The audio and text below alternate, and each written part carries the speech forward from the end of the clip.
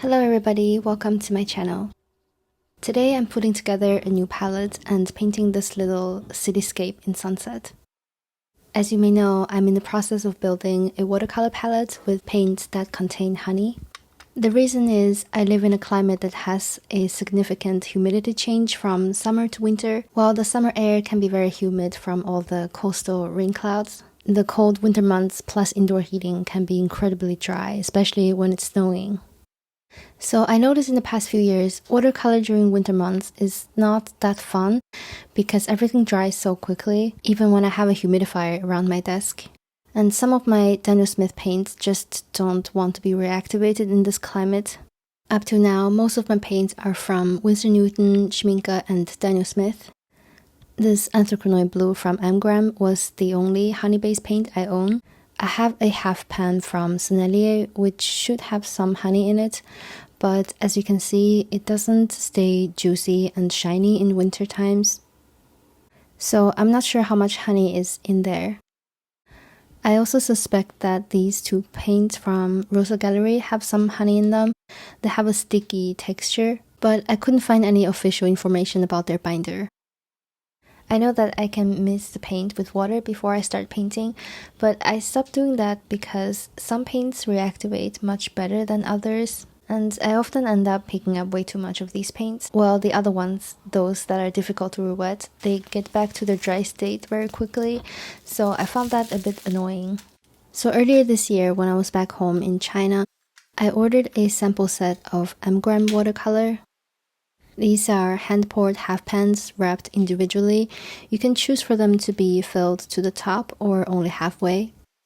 It's of course cheaper to get only half of the half pans, but I was mostly concerned that they might leak on the airplane since I was going to travel with them for many hours. I have heard horror stories about honey-based paint being leaky. And I also understand that M.graham couldn't offer dot card because of their consistency, but there's almost no way to try their paints unless you're willing to commit to a 15mm tubes before seeing how they look in real life, or at least that's the case in where I live. I just couldn't justify doing that right now, not just because it's costly, but I'm also running out of space to store all my art supplies in my little apartment. For the selection of colors, I told this specific shop owner that I'm gonna be traveling with airplane, so I want to avoid any colors that are known to be very, very fluid in summertime. I think she warned me about cobalt colors, if I remember correctly, but since I don't use cobalt or cadmium colors, it was fine. I ordered the gamboge twice because I thought they would be a more neutral yellow, so I thought I could keep two of them, one for mixing greens. It turned out to be a more orange-leaning yellow, but that's fine. I'm sure I'll still use it up. I also put in my anthraquinone blue in there, so I have total 23 colors. I think this cost me about $25, which is quite reasonable to get to try so many colors from this brand. I was a bit surprised that M.graham doesn't carry the color indigo or potter's pink. And actually, Sennelier also don't have a potter's pink. I wonder why is that. But anyway, this footage was filmed back in May. I opened the packaging because I wanted to do the lightfastness test throughout the summertime so they get a lot of exposure to the sun. And it looks like they are all quite stable, especially for the reds, purples, and pinks. But I haven't used these paints for any paintings yet. I wanted to wait till winter time to bring them out. And since I just got a few other honey-based paints from other brands, I want to put them together into one palette to use in the winter.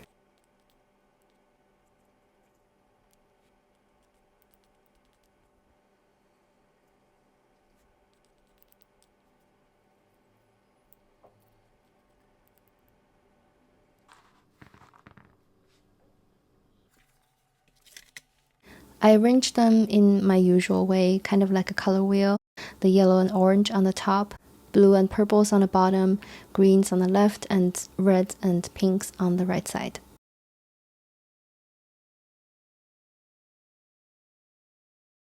These colors felt so easy to reactivate. They don't need to get sprayed with water at all, and I'm thrilled to see all these beautiful pinks and reds. I have to say I'm mostly charmed by M.graham's juicy texture. In the 4 brands of paints I have in here, M.graham, Sennelier, Michael Harding, and Roman Szmal, I think M.graham is the softest. The texture is almost like caramel taffy. And compared to Michael Harding, I only have 2 colors from them, but one of them felt a bit drier than the other one.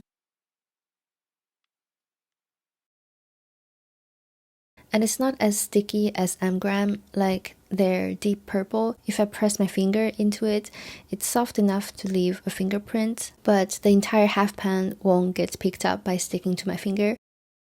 M.graham has a tendency to do that. Yeah, it is that sticky.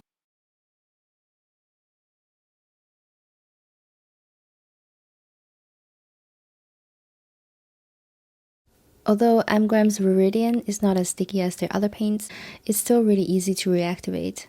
There are variations within the line, but I think that's to be expected.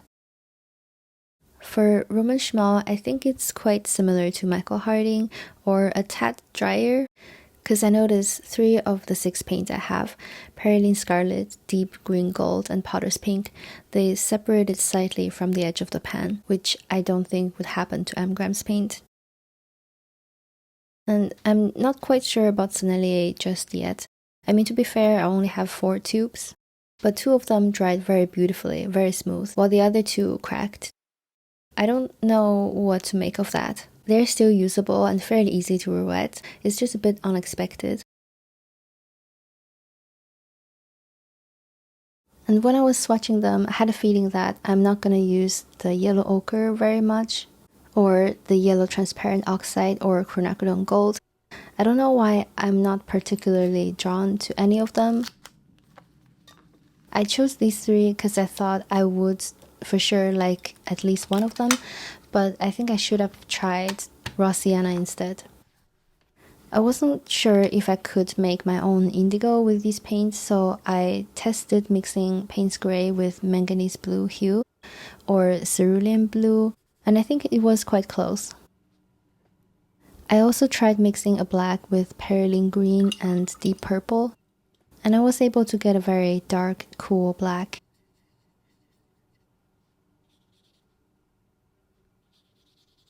In the end, I decided to take out one of the earthy yellows and swap it with Rosa Gallery's lavender, because I know for sure I'm gonna need lavender for this painting I'm about to make. I don't know how it slipped my notice. I was using a 200 GSM paper today. I was planning to use a 300 GSM cotton paper. We haven't been getting much sunshine lately, and I think it's starting to show. I'm making like so much mistakes all the time, and I even broke my SD card this morning, so I had to run to buy a new one and run back home to film this video before the daylight is gone. So I am a bit sloppy today, and it's a new palette on the brown paper, so I'm not too proud of this painting. But still, it was a great reference photo. I think most of the time, if the reference is great, the painting wouldn't end up being too bad.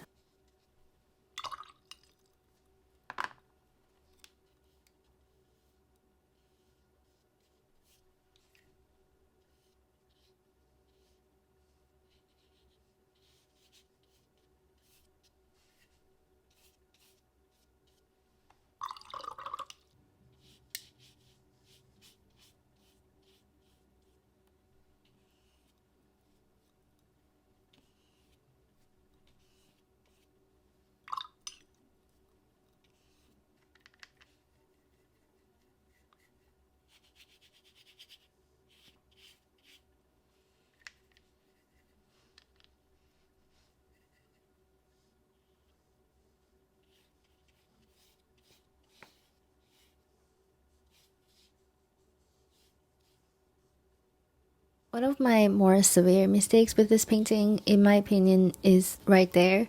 That 3 brushstrokes, same size, same direction at the same place. I really don't like it when it's repetitive like that.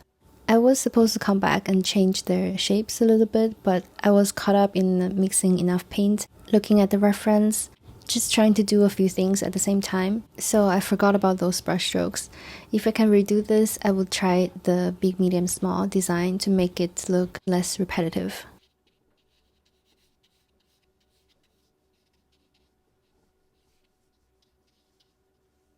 And in case you didn't know, M.graham's paint, they do have a distinct smell to them. It's metallic and also a bit sour or fishy, but it's not that strong. I don't smell it in my room. I don't smell it if I don't put my face too close to it. It could be because I haven't used them during the summer months. Some people really hate it, but for now, I don't really consider that to be a problem, for me at least.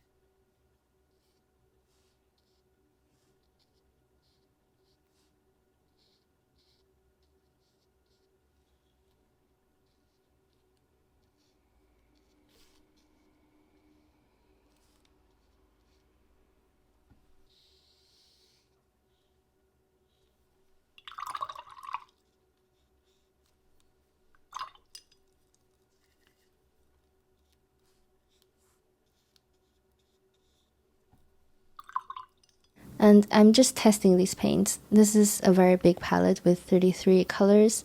It's gonna take me a while to get very comfortable with them. I feel like I might add some more colors from other brands. It's not a strict rule that everything has to contain honey here. The point is that they need to be very easy to re-wet even when it's very dry. So maybe some colors from other brands could have a seat here as well. I don't know yet. It's gonna be a few tweaks. And I definitely want to replace Payne's Gray with Indigo and also replace Cerulean Blue with Phthalo Blue, but it depends on how long these paints last. The only color that I'm a bit concerned right now is Sennelier's Titanium White. It has cracked pretty badly, so it's gonna get contaminated very fast. I've never been good at keeping the paints clean and neat, and I thought it has dried since it cracked so much, but it turned out that it's still very sticky inside the crevices, which is kind of weird. I'm not sure how I'm gonna deal with that yet, but it did a pretty good job for the opaque highlights, so it's not all bad. I will have to take some time to get used to it. So this is the final painting. I hope you enjoyed this one, and give it a like if you did, and I will see you in the next one. Goodbye.